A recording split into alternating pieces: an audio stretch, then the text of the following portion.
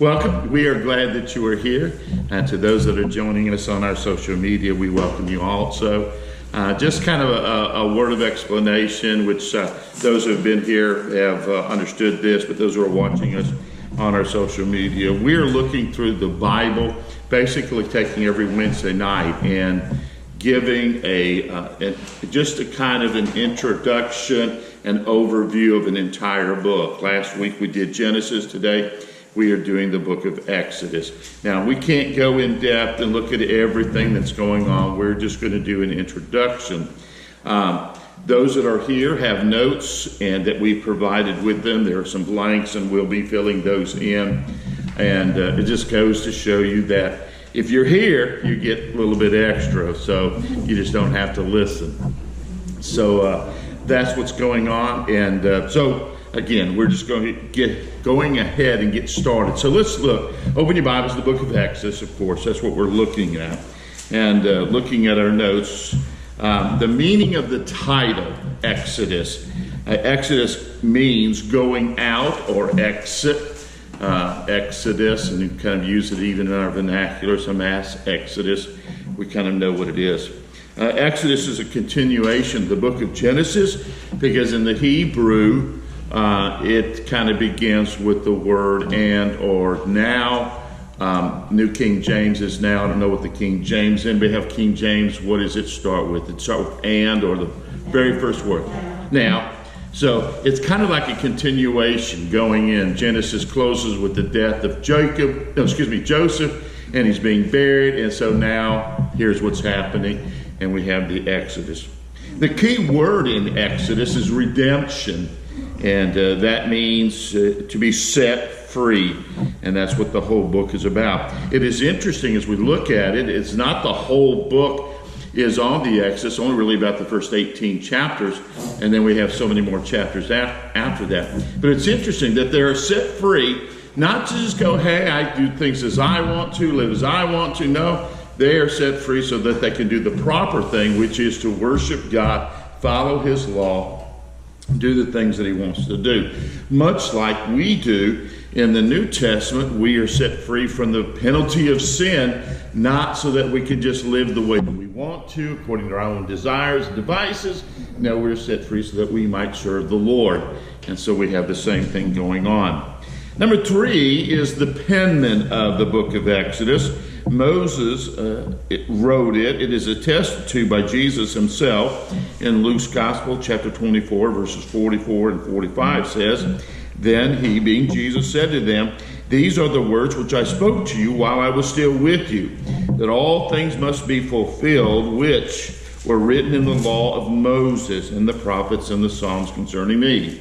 In John chapter 5, verse 46, "For if you believed Moses, what he wrote, you would believe me, for he wrote about me." So we believe that Moses wrote it, and also, again, the first 5 books. We'll be saying this for all of those books, that Moses is the author.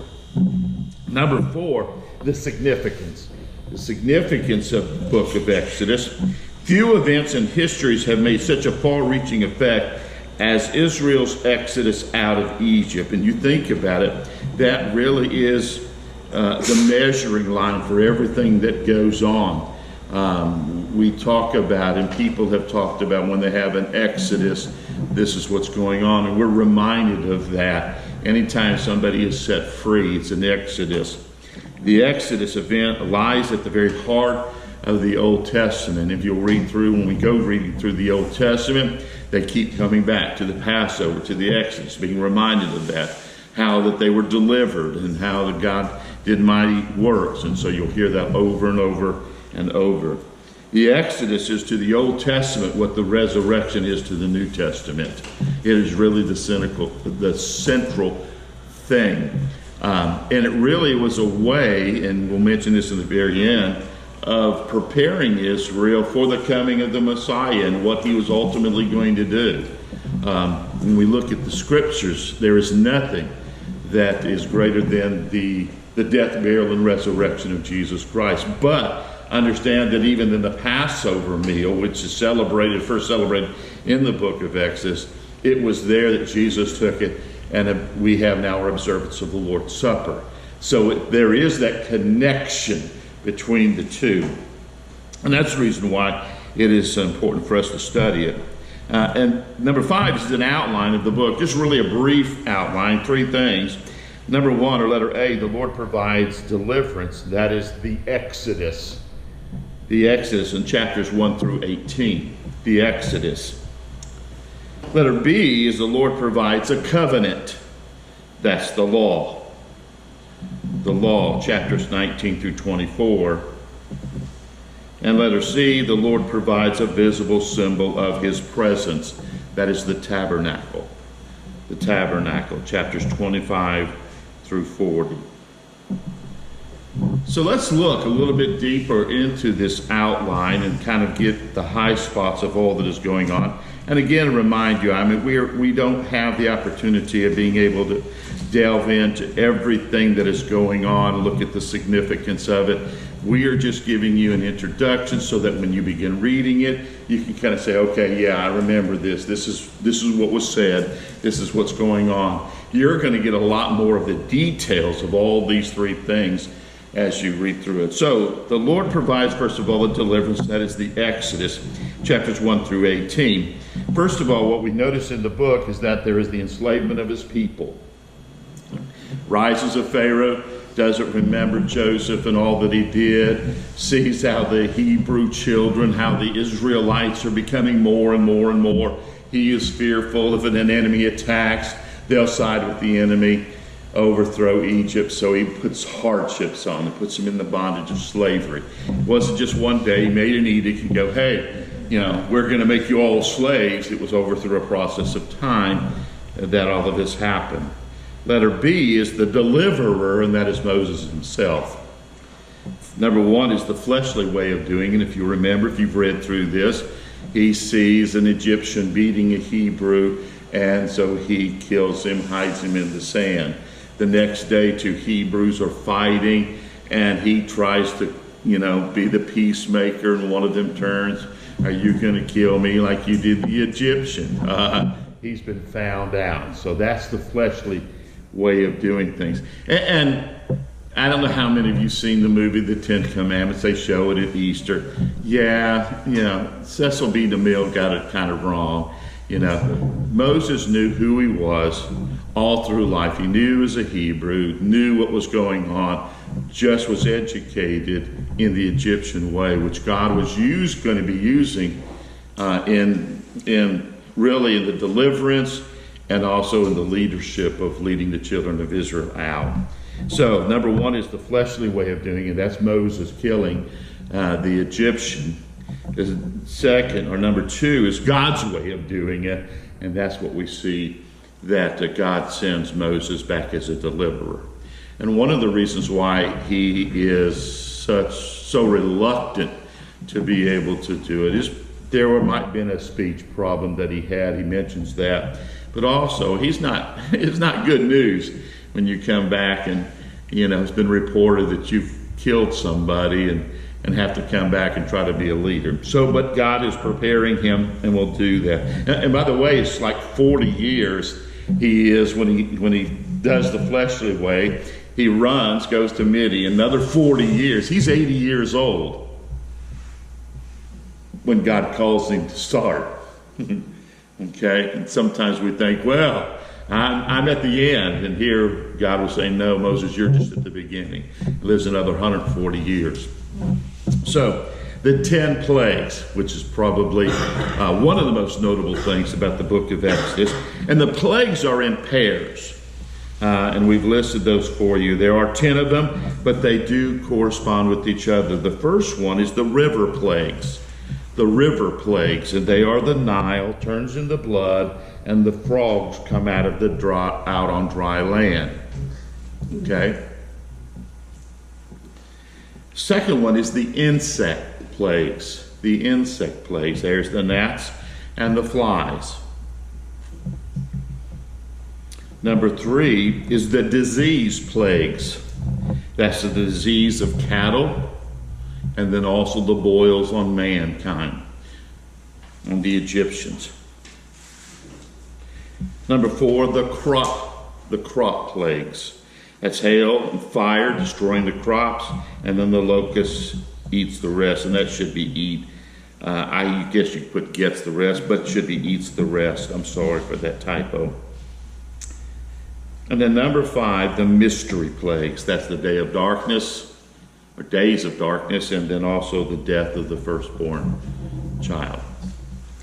Now, if you're going to do some reading in the book of Exodus, especially as it comes to commentaries, you will come across the fact that some will say this is how it happened, that there was a volcano or there was some kind of mountain flooding, red mud came down, turned the Nile a bloodish red color, and that it caused the frogs to come out, and the frogs died, and with the frogs decaying, gnats and flies are around, and they would see that and see that there is some kind of a correlation, that really this didn't happen as a miracle of God, but just a fact of nature.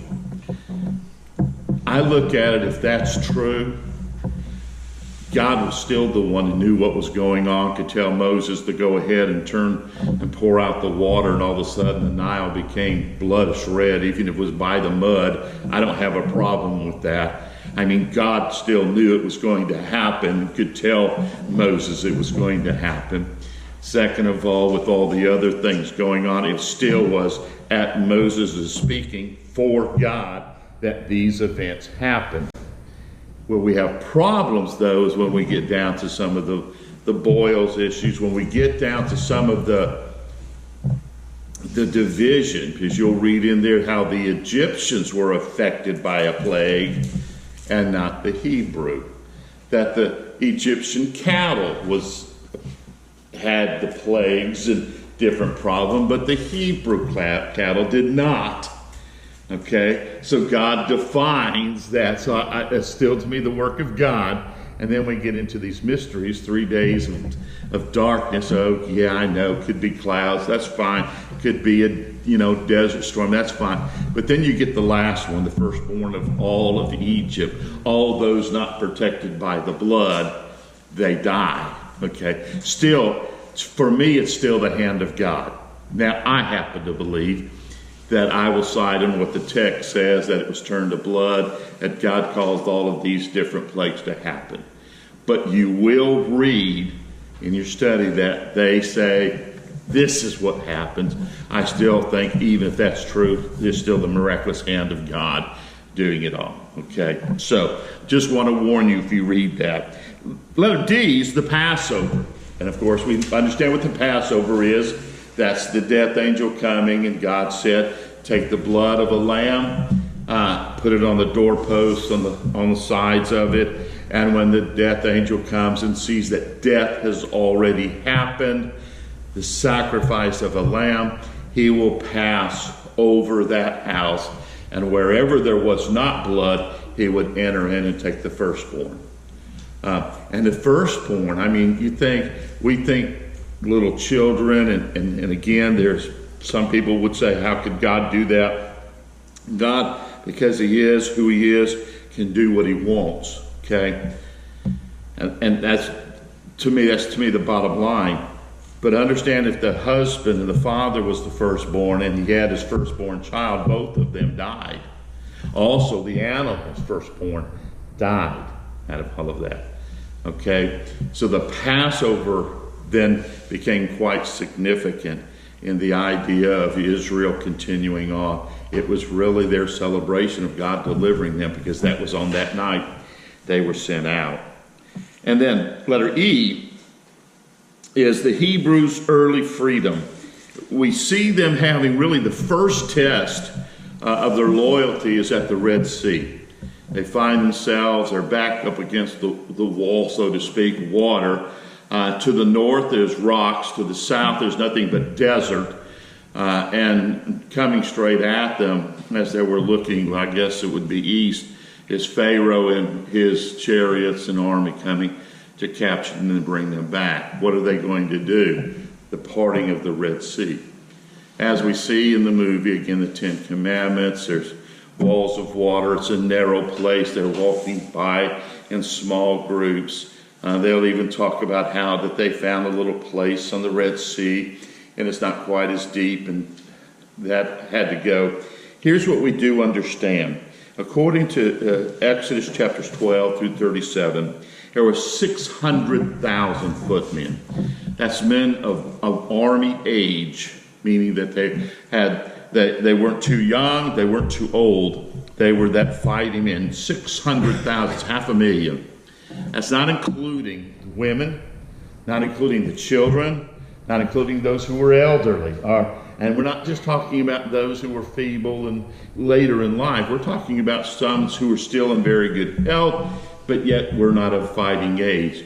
We estimate that there was 2 to 2.5 million people that were coming out.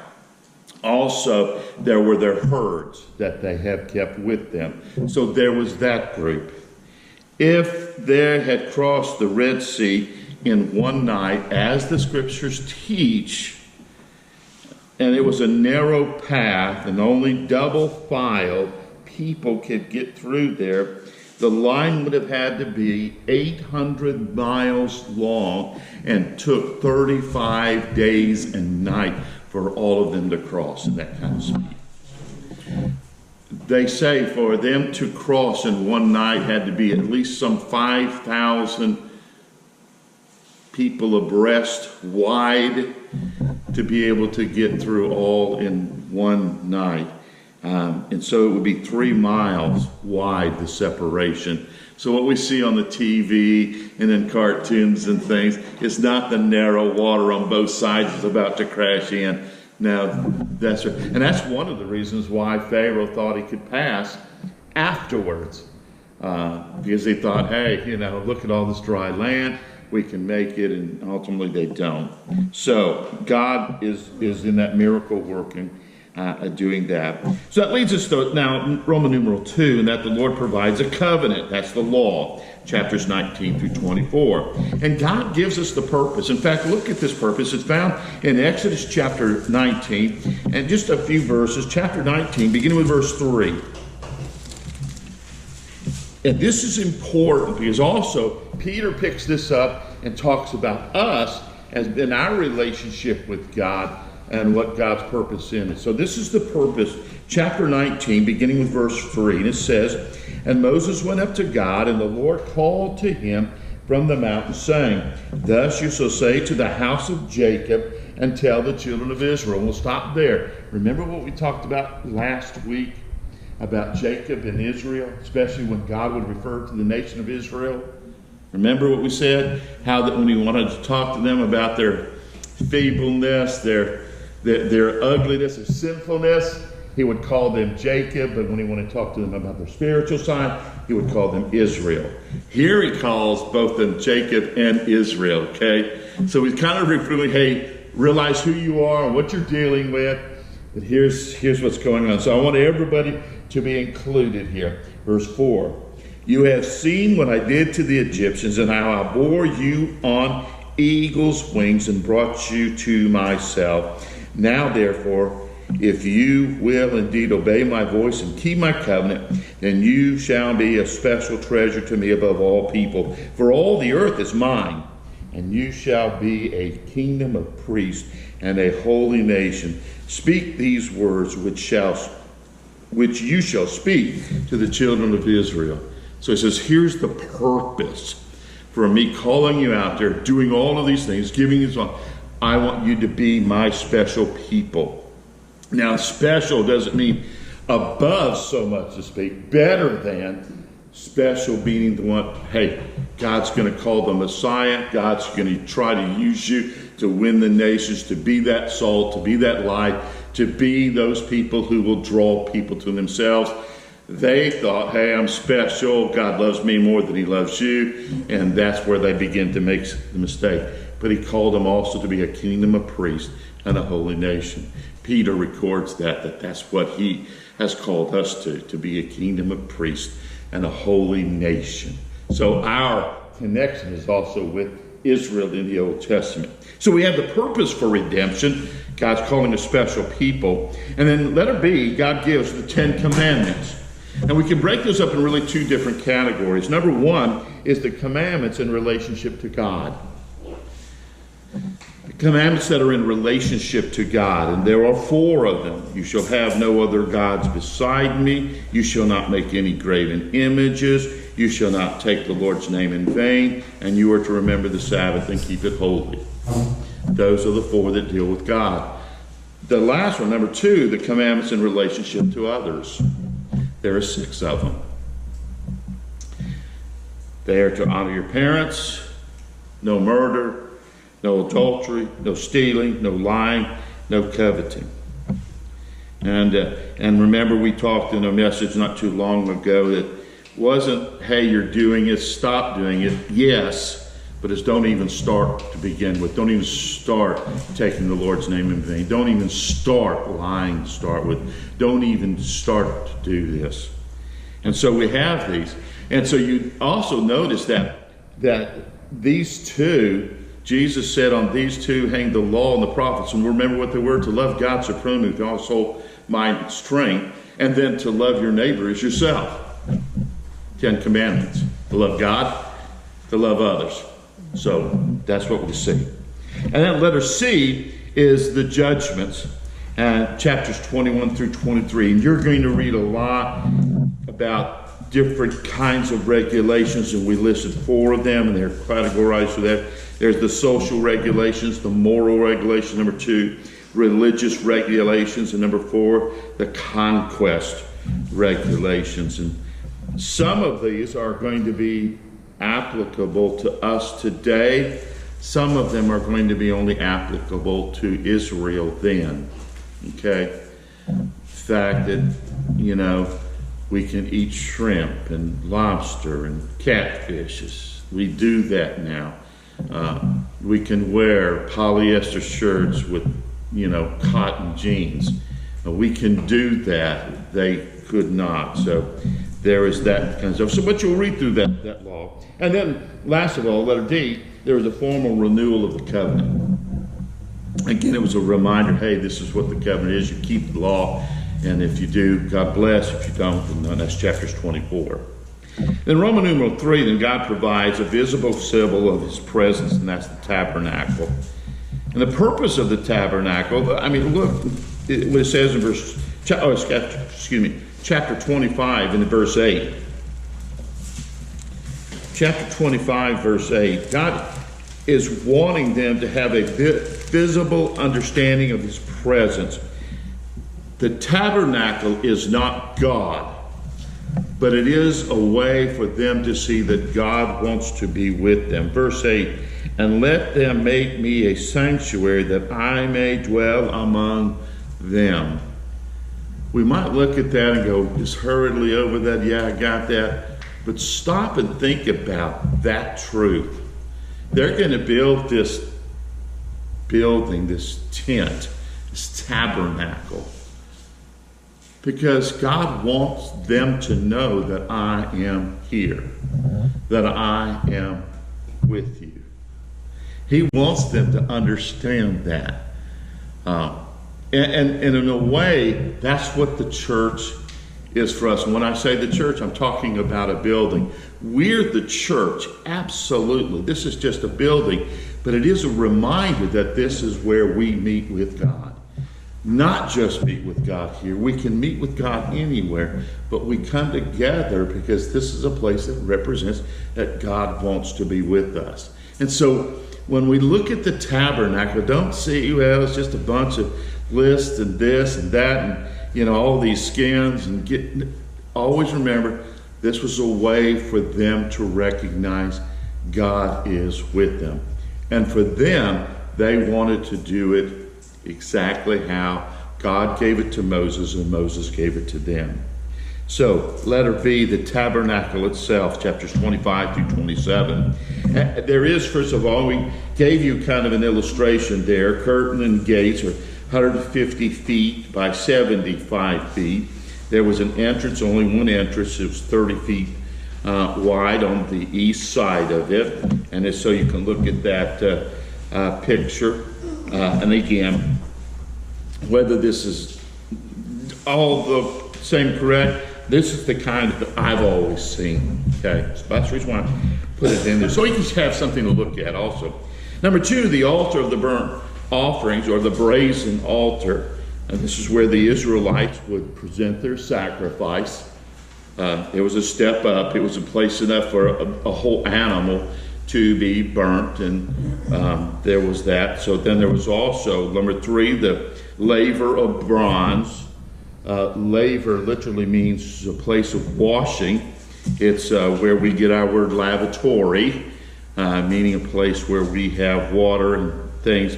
The laver was placed between the tabernacle and the bronze altar. First you would enter in. The first thing that you would see would be the brazen altar. That's the sacrifice. Then beyond that you would see this bronze laver full of water, and then you would see then the tabernacle proper itself, where the holy place was in the Holy of Holies. Gave you kind of an illustration down there. The laver was a place between the tabernacle and the altar, and it's where Aaron and his sons would wash their hands and their feet before they entered the tabernacle. This was somewhat hygienic, but also it was symbolic. If you're going to come into the presence of the Lord, if you're going to come in service of the Lord, then you have to be cleansed. Not just physically, but spiritually. And so that was the idea, that they would go through this ceremony to remind them that cleansing is what God desires. Then what we have is the first room of the tabernacle as you would enter it.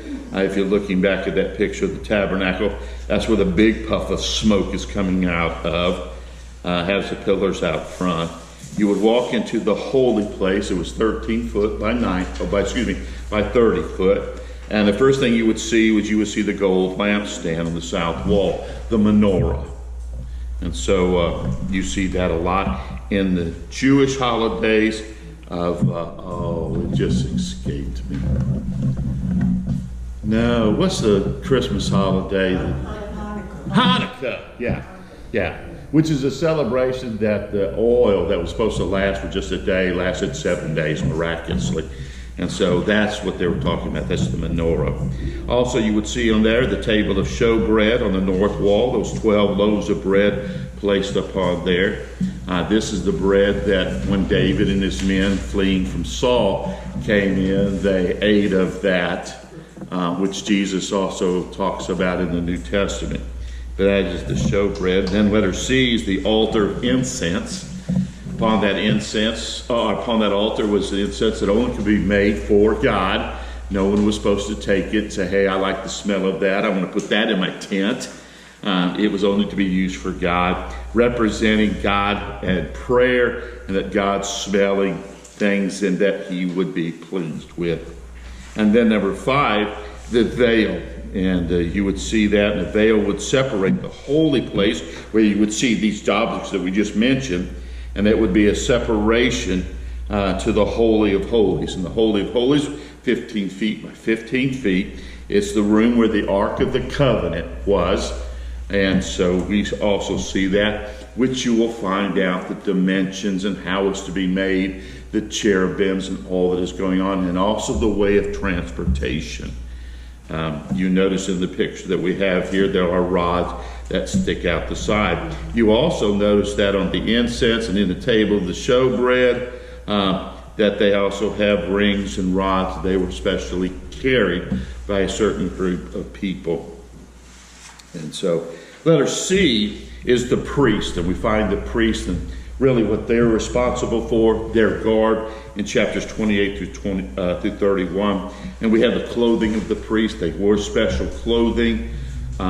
Thought about putting a picture in there, but I said, it's going to have to be color. I don't want to have to do that and waste ink and try to give you, because if it was black and white, you wouldn't get it, because it was kind of supposed to be a blue outward kind of, I don't want to say a smock, because that sounds effeminate, and it was just an overcoat of the white garment and special color, and had beads on a breastplate and the jewels that was on there. And then on the day of Yom Kippur, there was the special robe that the high priest would wear and make an offering. So letter D then is final, verses in chapters 32 through 40, the response to the covenant again. And it was a reminder, and you're going to hear the covenant being played out over and over and over and over. God gave these commands. If you say you're going to obey them, you will be his people. But if not, then you'll face the punishment. So it's written as our conclusion. As God delivered the nation of Israel out from Egyptian slavery, a new foundation was laid by the presentation of the law. The focus of Exodus remains twofold: a description of the redemption of God's people, and two, the formation of a chosen nation through whom Christ would enter the world. The law prepared Israel to receive Christ, its promised Messiah and King. And so that is the end of our study of the book of Exodus. Let me shut this thing off.